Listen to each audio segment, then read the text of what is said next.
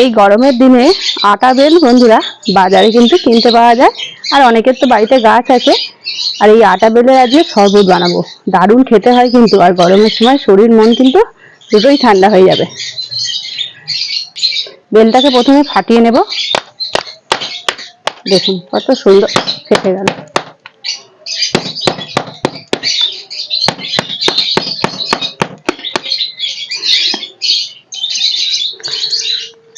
দেখুন বন্ধুরা কত সুন্দর, একদম পাক্কা। বেল থেকে সমস্ত শাঁসটা বার করে নেব, একদম সহজেই বেরিয়ে গেল। দিয়ে দিচ্ছি একটু জল, এইভাবে 10 মিনিটের জন্য একটু ভিজিয়ে নেব। আর বেলটা এমনিই খুব নরম। দেখুন বন্ধুরা বেলটা কিন্তু ভিজিয়ে রেখেছিলাম, এবারে হাতে করে এই দানা দানা মতোগুলো আমি একটুখানি ফেলে দিচ্ছি।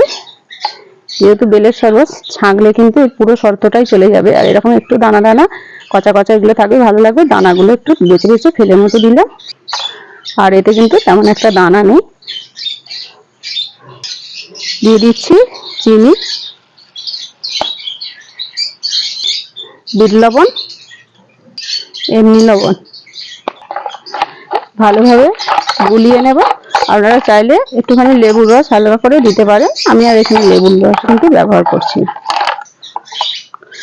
এইভাবে বন্ধুরা আপনারা কিন্তু ফ্রিজে রেখে দিতে পারবেন, আর যখন কোনো অতিথি আসবে এরকম একটা গ্লাস নেবেন, একটু ঠান্ডা জল দেবেন,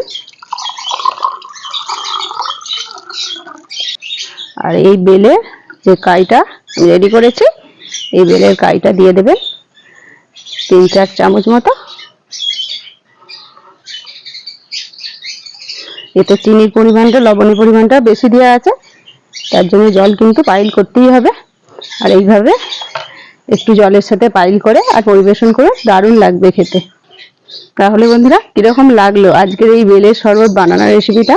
ভালো লাগলে লাইক করবে, শেয়ার করবে, কমেন্ট করে বন্ধুরা অবশ্যই জানাবে। আর চ্যানেলে নতুন বন্ধু হলে চ্যানেলটা সাবস্ক্রাইব করে দিও প্লিজ বন্ধুরা। ভিডিওটা আজকের মতো এখানেই শেষ করলাম।